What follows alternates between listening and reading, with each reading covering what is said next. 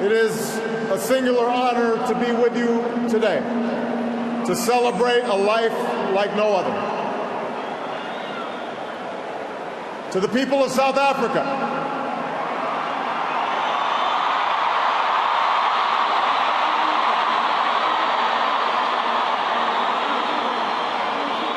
people of every race and every walk of life, the world thanks you for sharing Nelson Mandela with us.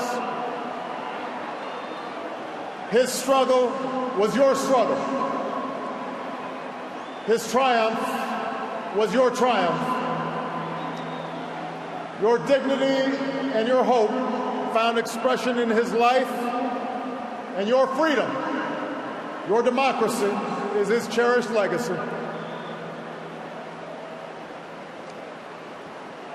It is hard to eulogize any man, to capture in words not just the facts and the dates that make a life, but the essential truth of a person, their private joys and sorrows, the quiet moments and unique qualities that illuminate someone's soul.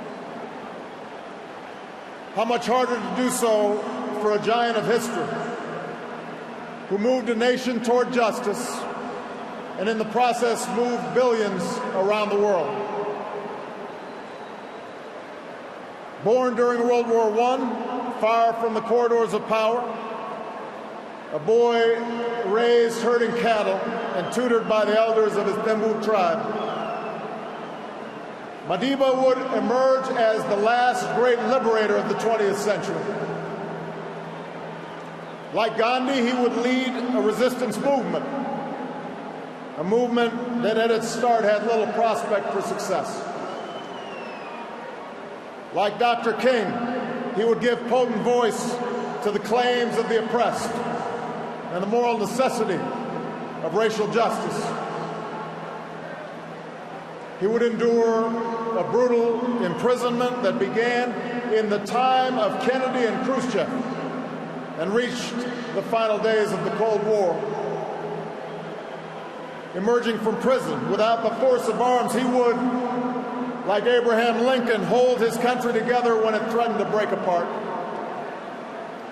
And like America's founding fathers, he would erect a constitutional order to preserve freedom for future generations, a commitment to democracy and rule of law, ratified not only by his election, but by his willingness to step down from power after only one term.